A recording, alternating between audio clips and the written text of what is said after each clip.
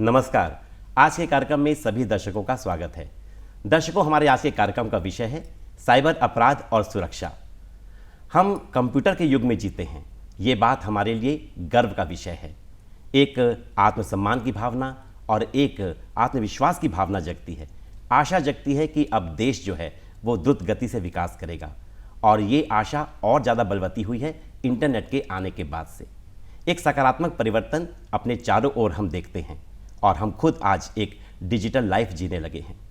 ये सकारात्मक परिवर्तन है, लेकिन इसके साथ साथ इसका नकारात्मक प्रभाव भी देखने में आ रहा है, और एक नकारात्मक प्रभाव है साइबर अपराध। क्या है साइबर अपराध? किस प्रकार से ये अपराध रूप लेता है, जन्म लेता है? कैसे हमें नुकसान पहुंचाता है? क्या आम आदमी जो इसकी गिरफ्त में आते हैं उनके लिए कानून के पास कोई प्रावधान है? अपराधियों के लिए किस तरह के दंड का विधान है भारतीय कानून व्यवस्था में? ऐसे ही कुछ सवालों के जवाब के लिए आज हमने अपने कार्यक्रम में आमंत्रित किया है डीएसपी बस्तर के पद पर पदस्थ गीतिका साहू जी को। आप साइबर सेल बस्तर के नोडल अधिकारी भी हैं। गीतिका जी, इस कार्यक्रम में आपका बहुत बहुत स्वागत है। गीतिका जी, सबसे पहला प्रश्न यही कि साइबर अपराध को अगर हम सरलता से समझना चाहें तो कैसे समझेंगे? क्या है ये? साइबर अपराध ऐसा अपराध है जिसमें कंप्यूटर सिस्टम, नेटवर्क और टेक्नोलॉजी के माध्यम से गैर कानूनी कार्यों को किया जाता है। इसको और सरल शब्दों में हम समझना चाहें तो कंप्यूटर सिस्टम और नेटवर्क या तो टारगेट होते हैं या फिर वेपन होते हैं। कंप्यूटर या नेटवर्क के माध्यम से आप किसी को हानि पहुंचाना चाह रहे हैं, तो इन्हीं को एक साइबर अपराध का रूप दिया गया है। मतलब एक हथियार के रूप में जी, कंप्यूटर का और इंटरनेट का प्रयोग होता है। जी। अच्छा, ये किस तरह के अपराध होते हैं? क्या प्रकृति होती है? किस किस प्रकार के हैं ये अपराध? जैसे साइबर अपराध, जैसे साइबर स्पेस का जो दौर है वो बहुत वाइड होते जा रहा है, बढ़ता जा रहा है साइबर स्पेस अपने आप में, वैसे ही साइबर अपराध की भी जो प्रकृति है या प्रकार है वो बहुत ही व्यापक हैं। अगर इनको हम समझना चाहें तो वर्गीकृत करके समझ सकते हैं। जैसे कुछ साइबर अपराध हैं जो व्यक्ति विरुद्ध होते हैं। व्यक्ति विरुद्ध जैसे आपका डिफेमेशन हो गया, या फिर हनी ट्रैप किया जाता है, या फिर मॉर्फिंग की जाती है, या फिर साइबर बुलिंग की जाती है, साइबर स्टॉकिंग की जाती है। ये व्यक्ति विरुद्ध अपराध के अंतर्गत आ जाते हैं। वहीं संपत्ति विरुद्ध साइबर अपराध भी होते हैं, जिसमें आप अधिकतर तौर पे सुनने को मिलता होगा केवाईसी अपडेशन के नाम पे, OLX के नाम पे, या फिर किराए का घर या कोई सामान खरीदने के नाम पे आपसे ठगी हो रही है। मतलब विभिन्न प्रकार के जो है कार्यक्रम, योजनाएं लोगों तक पहुंचती हैं। जी हाँ। अच्छा, ये बताइए मुझे, हैकिंग एक शब्द है जी, और बड़ा प्रचलित शब्द है ये इन दिनों जी। तो ये हैकिंग होती क्या है? किस तरह से इसमें साइबर अपराध को अंजाम दिया जाता है? हैकिंग बेस है पूरे साइबर अपराध का जी। इसको आप अन्य भाषा में, हैकिंग बहुत कॉमन भाषा है, इसको आइडेंटिटी थेफ्ट भी मान सकते हैं। हैकिंग मीन्स ऐसा है जैसे आप किसी के घर में बिना अनुमति प्रवेश कर रहे हैं। अच्छा, अगर इसको सरल भाषा में समझे तो, और वहीं इसको कंप्यूटर या साइबर की भाषा में समझे तो किसी व्यक्ति का वो कौशल है जिसमें वो किसी जो प्रार्थी है उसके कंप्यूटर या नेटवर्क सिस्टम में बिना अनुमति के प्रवेश कर रहा है, और उसके डाटा का या तो वो दुरुपयोग करेगा, या उसको अल्टर कर देगा, या तो उसे नष्ट कर देगा। ये हैकिंग के अंतर्गत आता है। अब लोगों के मन में ये धारणा है कि हैकिंग जो है केवल और केवल एक मालिशियस एक्टिविटी है, मीन्स गलत तरीका है, पर ऐसा नहीं है। बहुत सारी जो हमारी सुरक्षा जो संस्था होती है वो हैकर्स अपॉइंट करती है। उन्हें एथिकल हैकर या फिर वाइट कॉलर हैकर या वाइट हैट हैकर कहा जाता है। उनका मुख्य कार्य ये रहता है कि जो साइबर जो स्पेस है उनमें जो कमियां हैं उनको बताना। वो बिना अनुमति प्रवेश करते हैं, परंतु जो सुरक्षा में त्रुटियां हैं उसको दुरुस्त करने के उद्देश्य से वो प्रवेश करते हैं। मतलब ये सकारात्मक एक पक्ष हुआ इसका। जी। लेकिन आम देखने में आता है जिंदगी में कि इसका नकारात्मक पक्ष जो है वो इन दिनों बहुत ज्यादा लोगों को नुकसान पहुंचा रहा है। नुकसान की बात तो आपने बताई। ये बताइए कि इस तरह के अपराधी के लिए दंड का क्या विधान है? क्या सजा इनके लिए होती है? जी, साइबर अपराध के जितने भी विषय हैं जिसमें हैकिंग भी सम्मिलित हैं, इनके लिए सूचना प्रौद्योगिकी अधिनियम 2000 के अंतर्गत विशेष रूप से अगर हैकिंग की बात करें तो सेक्शन 43 और 66 के तहत इनको अपराध की श्रेणी में परिभाषित किया गया है, और इनमें 3 वर्ष की सज़ा होती है। अच्छा, ये बताइए मुझे कि ये तो ही चलो अपराधी को किस तरह से दंड दिया जाए जी, लेकिन अगर कोई बचना चाहे इस तरह के अपराधियों के चंगुल में आने से जी, तो वो क्या ऐसा कदम उठाए कि वो बच जाए और शिकार ना हो पाए? हैकिंग मतलब आप समझिए कि किसी के घर में प्रवेश करना है। जी हाँ। और वो कोई व्यक्ति है जो बिना मतलब आरोपी है, वो बिना अनुमति प्रवेश कर रहा है, तो वो कब कर पाएगा?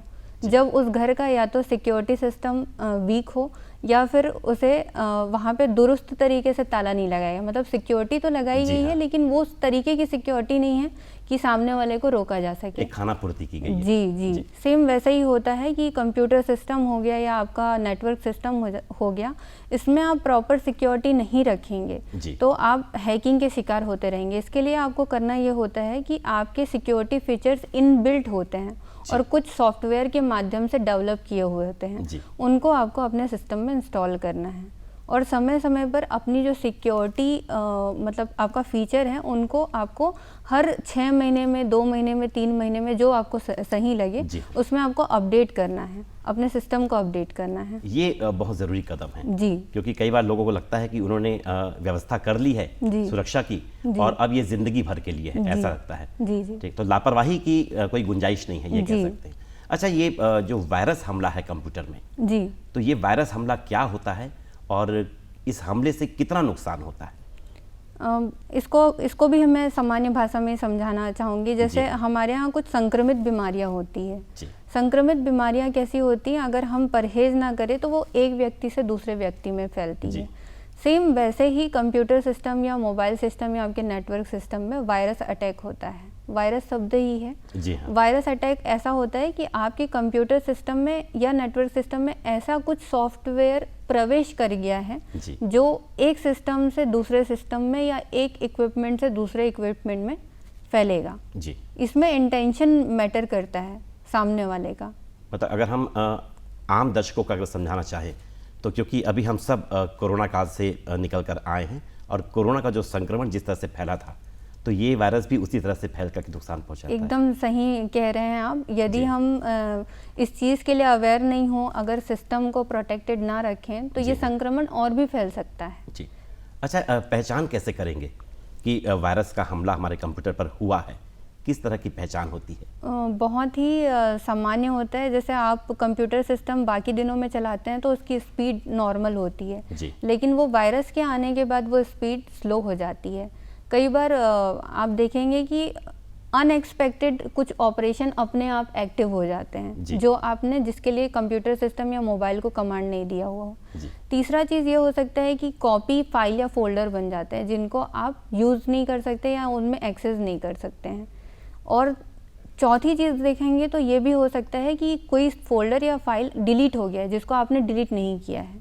तो ऐसे कुछ सामान्य मतलब लक्षण होते हैं जिनको अगर आप समझना चाहें तो आपको पता चल जाएगा कि वायरस अटैक हुआ। ये बहुत अच्छी बात आपने बताई कि इन चीज़ों का ध्यान रख करके हम ये समझ सकते हैं कि हमारे कंप्यूटर पर वायरस का हमला हुआ है। देखिए, एक बहुत बड़ा नुकसान जो देश को लगातार होता है कि जो असामाजिक तत्व हैं, चाहे वो बस्तर में सक्रिय असामाजिक तत्व हों या देश में, ये लोग भी साइबर अपराधी हैं क्योंकि कई बार देखते हैं तकनीक का प्रयोग ये लोग भी करते हैं गलत भावना से। तो किस तरह की ये गलत भावना सामने आती है, कैसी रोक आप लोग लगाते हैं इन पर? अंकुश लगाने का बहुत सारा तरीका होता है। जिस चीज़ को आपराधिक तत्व हथियार बना के प्रयोग करते हैं उन्हें हम भी हथियार ही बना के प्रयोग करते हैं। जैसे वो सोशल मीडिया का प्रयोग करके या कंप्यूटर या नेटवर्क सिस्टम का प्रयोग करके राजनीतिक या वैचारिक लाभ लेना चाहते हैं, हम उसी का उपयोग करके हम भी जो सच्चाई है या फिर ये कहें जो सत्यता है या जो हम कानूनी पक्ष में कार्यवाही करते हैं उनको हम भी सोशल मीडिया और इलेक्ट्रॉनिक मीडिया के माध्यम से उजागर करते हैं। रही बात की मतलब सुरक्षा कैसे की जाए, तो ये दोनों स्तर पे होगा। एक व्यक्तिगत स्तर पे होगा और एक जो है संस्थागत स्तर पर होगा, मतलब शासन स्तर पे होगा। तो व्यक्तिगत स्तर पर अगर मैं बात करूं तो वो साइबर सुरक्षा ही है जो आपके स्तर पे आपको कदम उठाना है। संस्थागत स्तर पर हमारी जो संस्थाएं हैं, जितनी भी सुरक्षा संस्थाएं होती हैं या अन्य संस्थाएं भी जो सूचना प्रौद्योगिकी से जुड़ी हुई हैं, उन पे जो कमियां होती है उनके सुधार के लिए अलग अलग संस्थाएं बनी हुई हैं। वैसे ही अपराध को भी अंकुश लगाने के लिए संस्थाएं बनी हुई हैं। जी, तो कहने का मतलब ये है कि अगर अपराधी बहुत शातिर है जी, तो हमारे पास भी सारी व्यवस्थाएं हैं जी, और लोहे से ही लोहे को काटा जा सकता है। जी। अच्छा, ये बताइए मुझे कि अगर हम ये देखते हैं कई बार कि कोई धार्मिक विषय होता है जी, या फिर कई बार कुछ ऐसे मुद्दे होते हैं समाज में कि जिससे समाज बंटने लगता है जी, और वहाँ पर भी इस तरह के अपराध जो है देखने में आते हैं, जी। तो किस तरह से सामाजिक समरसता बनाए रखते हुए राष्ट्रीय एकता को कायम करने में साइबर स्पेस अपनी भूमिका निभाता है? जैसे कि मैंने पहले भी कहा कि साइबर स्पेस का सदुपयोग और दुरुपयोग अपने ही हाथ में है। जी, अगर व्यक्ति चाहे कि साइबर स्पेस का सदुपयोग करना है तो वो सिस्टम में ट्रांसपेरेंसी ला सकता है। जी, वहीं अगर उस चीज़ का दुरुपयोग करना है तो साइबर अपराध के नए नए तरीके ईजाद होते जाएंगे। जी। और रही बात सामाजिक समरसता की, तो कोई भी पोस्ट अगर आप अपलोड करते हैं सिस्टम में, नेटवर्क में, जी। तो आपको एक बार सोचना चाहिए क्या ये किसी व्यक्ति विशेष को, वर्ग विशेष को, धर्म विशेष को कहीं कोई हानि तो नहीं पहुंचा रहा है, जी। किसी वर्ग विशेष के लिए घृणा तो नहीं उत्पन्न कर रहा है। अगर ये ऐसा कर रहे हैं तो ये आपकी खुद की जिम्मेदारी है कि आप उस चीज़ को, अपने आप उस कंटेंट को डिलीट कर दें। ये तो उनके स्तर पर हो गया। हमारे जी। स्तर पे हम ये करते हैं कि जैसे ही इस टाइप के कंटेंट हमको दिखते हैं जिसमें किसी के विरुद्ध घृणा फैलाने का प्रयास किया जा रहा है या गलत जानकारी दी जा रही है, तो हम सबसे पहले जो जिसने वो कंटेंट अपलोड किया हुआ है जी। उनसे कांटेक्ट करते हैं। उसके लिए जानकारी प्राप्त करने के लिए जिस मीडिया के माध्यम से उन्होंने कंटेंट अपलोड किया है, डायरेक्ट उनसे कांटेक्ट करके उनकी डिटेल्स वगैरह लेके आईपीसी के तहत और सूचना प्रौद्योगिकी अधिनियम के तहत हम उन पर कार्यवाही करते हैं। ये बहुत अच्छा कदम आप लोग उठाते हैं। जी। और यहाँ पर अपने सभी दर्शकों को और विशेष करके जो बच्चे और नौजवान हैं उनसे हम ये कहना चाहेंगे कि कई बार जाने अनजाने आप लोग सोशल मीडिया का यूज़ करते हुए कुछ ऐसी बातें उसमें अपलोड कर देते हैं जो आपके लिए सिर्फ एक फन या मस्ती की बात होती है, लेकिन उसका परिणाम कितना भयंकर हो सकता है ये आप इससे अनजान होते हैं। तो आज के कार्यक्रम के जरिए और अपने से बड़ों से मिले ज्ञान के जरिए हमेशा सचेत रहिएगा। और गीतिका जी, अब यहाँ पर एक प्रश्न कि साइबर सुरक्षा हमें कैसी सुरक्षा देता है जब हम अपनी व्यक्तिगत जानकारी या फिर अपने बैंक खाते से संबंधित जानकारी को साझा करते हैं लोगों से, या किस तरह का बचाव हम करें कि वो उन व्यक्तियों तक ना पहुँचे जो इसका गलत उपयोग कर सकते हैं? अब फ़र्ज़ करिए कि हम एक घर पे हैं और जी। घर में हम प्राइवेसी चाह रहे हैं, मतलब एकांतता चाह रहे हैं, किसी भी अन्य बाहरी व्यक्ति का हम प्रवेश नहीं चाह रहे हैं। जी। और हमारे इस चाहत के बावजूद हमारे उस घर पे कोई ना कोई प्रवेश कर रहा है या ताका झाकी कर रहा है। जी हाँ। तो ये वही पड़ोसन है जो जिनको हम चाहते हैं कि वो हमसे दूर रहें और वो फिर भी हमारे पास लगे हुए हैं। जी।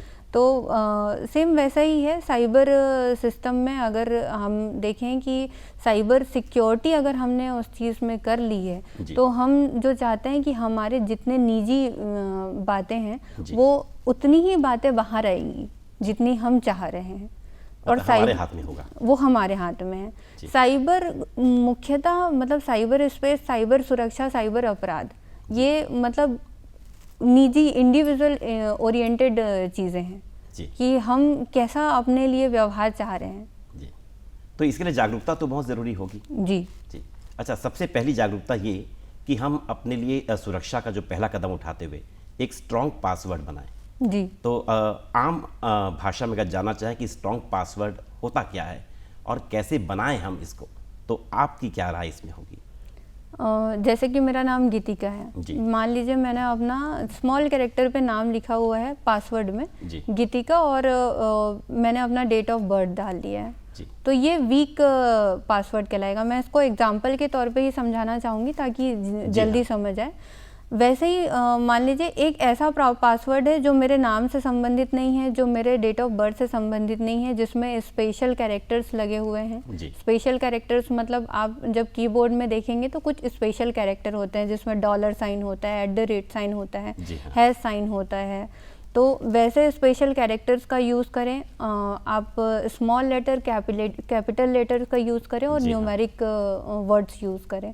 ऐसा जो पासवर्ड होता है जो जनरली मतलब आप लोग उसको सोच ना पाए, केवल वो आपके पास ही रहे, वैसे पासवर्ड को स्ट्रॉन्ग पासवर्ड कहेंगे। क्योंकि आम धारणा ये होती है कि व्यक्ति अपने नाम, जन्मतिथि या उसके जीवन से जो जुड़ी विशेष तिथियां हैं, जी जी, वो उनके आधार पर पासवर्ड बनाता है, ये आम धारणा है जी। तो ये बहुत अच्छी बात आपने बताई कि हमें कुछ स्पेशल कैरेक्टर्स को लेकर के बनाना चाहिए जी। यहाँ पर सवाल ये उठता है कि एक और प्रश्न कि अपने बचाव के लिए अगर हम ये जानना चाहें कि सुरक्षित वेबसाइट या सुरक्षित ऐप कौन से हैं जी, तो उनकी पहचान हम कैसे करें? पहले ऐप की बात कर लेते हैं। अधिकतर समय पे अपनी जानकारी के लिए भारत शासन जो है समय समय पर कुछ ऐसे बैन एप्लीकेशंस होते हैं जिनको वो प्रचार प्रसार के माध्यम से हमें बताती हैं कि ये बैन एप्लीकेशंस है, इसका प्रयोग मत करें, हो सकता है आपका सिस्टम स्पाई हो रहा हो। इसके अलावा गूगल जो है वो वेरीफाइड करती है। गूगल के वेरिफिकेशन का साइन ये होता है कि आप जब गूगल प्ले स्टोर पर जाएंगे और किसी ऐप को आप क्लिक करते हैं तो उसके साइड में राइट टिक लगा होता है ग्रीन कलर का, ये बताता है, या फिर ये लिखा होता है वेरीफाइड बाय गूगल।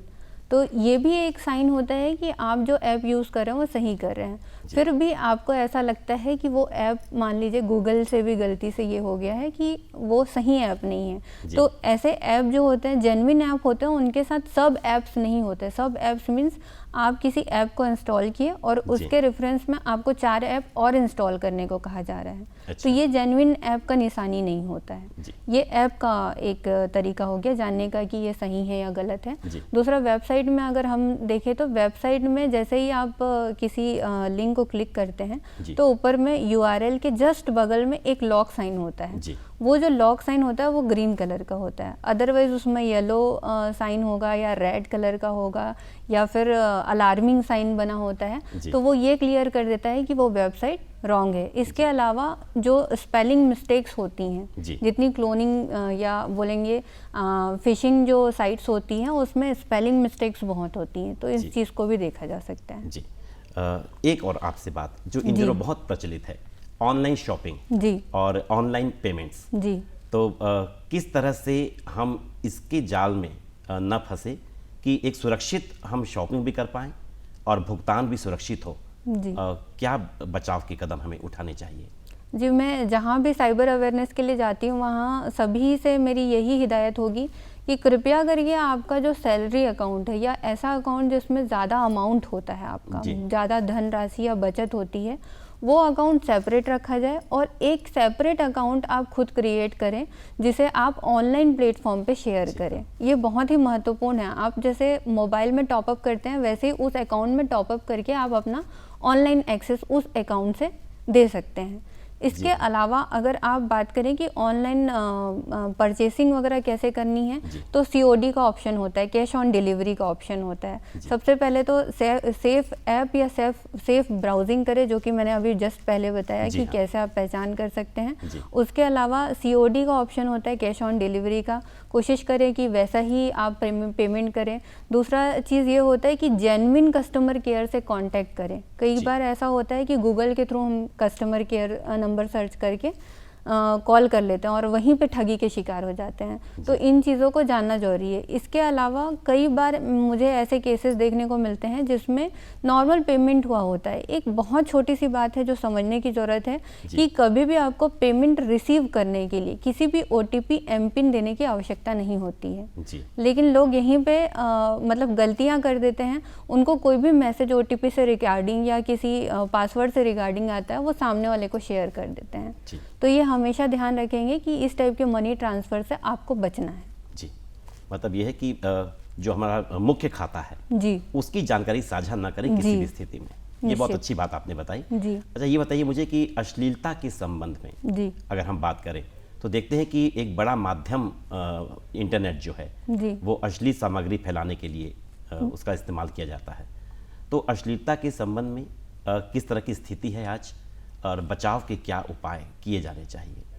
निश्चित ही सोशल मीडिया या सूचना प्रौद्योगिकी का दौर जैसे जैसे विकसित होते जा रहे हैं, जी हाँ। इस तरह के कंटेंट का वायरल होना या स्प्रेड होना बहुत ही कॉमन होते जा रहा है। जी हाँ। लेकिन इसे रोकने के लिए भारत सरकार द्वारा बहुत ही अच्छा प्रयास किया गया है। इसमें भारत सरकार ने खुद की जो एक एजेंसी बनाई है वो केवल और केवल इसी चीज़ों पे काम करती है। न्यूडिटी से रिलेटेड या अश्लीलता से संबंधित कोई भी कंटेंट सिस्टम में या सोशल मीडिया में अपलोड होने पर संबंधित थाना जो क्षेत्र होता है उनको एक टिप लाइन कहा जाता है, वो बाकायदा पूरे डिटेल के साथ संबंधित थाना क्षेत्र में पहुंच जाता है, पत्राचार हो जाता है और फिर वहां से हम जो है अपराधी को पकड़ लेते हैं। मतलब पूरी तरह से मुस्तैद है भारत सरकार और पुलिस प्रशासन, ये कह सकते हैं। फिर भी अगर ऐसा लगता है कि आपके साथ ऐसा कोई शिकार हुए हैं आप इस टाइप के अपराध में, तो आप सबसे अच्छा तरीका है NCCR पोर्टल है, national cyber crime reporting portal, NCCR जी। उसमें 2 तरीके के सेक्शन दिए हुए हैं, एक है वुमेन एंड चाइल्ड रिलेटेड और एक है अदर कंटेंट। तो वुमेन एंड चाइल्ड रिलेटेड आप जो सेक्शन है उस पर क्लिक करेंगे, वहाँ पे आपकी शिकायत जो है अपलोड कर सकते हैं। अच्छा, मतलब ऑनलाइन शिकायत भी हो सकती है। जी, एक सकारात्मक पक्ष है, ये कह सकते हैं। जी। अच्छा, ये बताइए कि बस्तर में किस तरह के साइबर अपराध प्रायः देखने में आते हैं और बस्तर में जागरूकता के लिए आप लोग क्या कर रहे हैं? बस्तर में सामान्यतः KYC अपडेशन के नाम पे, पार्ट टाइम नौकरी के नाम पे, किसी अन्य व्यक्ति की पहचान लेकर, जिसे आइडेंटिटी थेफ्ट भी कहा जाता है, इन सभी माध्यम से अभी जो विशेषकर देखने को मिल रहा है कि साइबर अपराध इस तरह के बस्तर क्षेत्र में। इसके अलावा क्रिप्टो फ्रॉड जैसे भी अपराध यहाँ देखने को मिले हैं, परंतु उसमें जो लापरवाही है या अपराधी है उसको हमने मतलब जान लिया है जी, तो उस पर कार्यवाही हो गई है। तो ऐसा नहीं है कि बस्तर में केवल सामान्य तरीके के साइबर अपराध हैं, विशिष्ट तरीके के भी साइबर अपराध हैं और उस पर नियंत्रण भी संभव है। और रही बात जागरूकता की, तो हम कम्युनिटी पुलिसिंग के माध्यम से, जन दर्शन के माध्यम से और विभिन्न अवसरों पर प्रयास करते हैं कि लोगों को साइबर सुरक्षा के प्रति जागरूक करें। और इसके लिए हम social media, electronic media, print media सभी का सहयोग लेते हैं और उनके माध्यम से भी प्रयास करते हैं। इसके अलावा यहाँ चूँकि आंचलिक भाषा बोली है, तो उसमें भी हमने रिकॉर्डिंग की है और उसके लिए एक विशिष्ट रथ जिसका नाम है साइबर संगवारी रथ, उसे चलाकर हम हाट बाज़ारों में उनकी भाषा में, हल्बी और गोंडी भाषा में उनको जागरूक करते हैं। ये एक कह सकते हैं कि बस्तर के संदर्भ में एक बहुत सराहनीय और प्रयास है ये पुलिस प्रशासन का कि यहाँ के लोगों को उनकी अपनी बोली में जब हम कुछ समझाते हैं तो बड़ा सहज हो जाता है उनके लिए समझना। गीतिका जी, बहुत अच्छी बात आपने कही। देखिए, यहाँ पर प्रश्न उठता है कि समाज की चाहे किसी भी विषय में हो एक अहम भूमिका होती है, और यहाँ पर क्या लगता है आपको कि समाज से आपकी क्या अपेक्षाएं हैं कि वो किस तरह की भूमिका निभाए? जी, मैं कहना चाहूँगी कि सतर्कता आपके हाथों पे है। आप जितने ज़्यादा जागरूक रहेंगे साइबर अपराध से बचेंगे। यदि आप साइबर अपराध के शिकार हो जाते हैं तो 1930 नंबर है, हेल्पलाइन नंबर 1930 जी, इस पे आप कॉल के माध्यम से या ऑनलाइन माध्यम से भी शिकायत कर सकते हैं जी। ये बहुत अच्छी बात आपने बताई कि कोई भी व्यक्ति 1930 में कॉल करके अपने साथ हुए धोखाधड़ी या अपराध को वो पुलिस तक जो है वो पहुँचा सकता है मदद के लिए। जी, गीतिका जी, इस कार्यक्रम में आने के लिए और साइबर अपराध क्या है और किस तरह से ये व्यक्ति को और पूरे समाज को और देश को नुकसान पहुंचा रहा है, पहुंचा सकता है, इसकी संभावना है, बचाव के क्या कदम हैं, ये बहुत ज़रूरी बात आपने बताई। इन सभी बातों के लिए हमारे कार्यक्रम में आकर के हमारे दर्शकों से रूबरू होने के लिए आपका बहुत बहुत धन्यवाद। Thank you.